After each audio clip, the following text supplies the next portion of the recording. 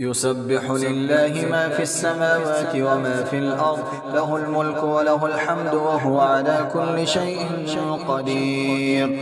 هو الذي خلقكم فمنكم كافر ومنكم مؤمن، والله بما تعملون بصير. خلق السماوات والأرض بالحق وصوركم فأحسن صوركم وإليه المصير.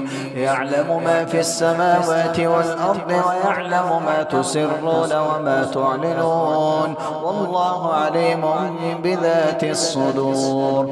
ألم يأتكم نبأ الذين كفروا من قبل فذاقوا وبال أمرهم ولهم عذاب أليم.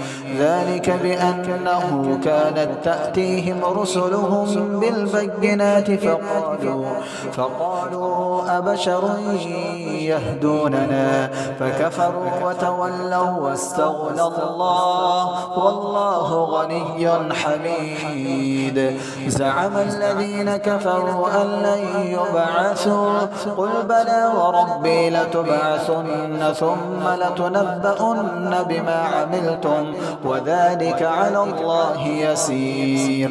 فآمنوا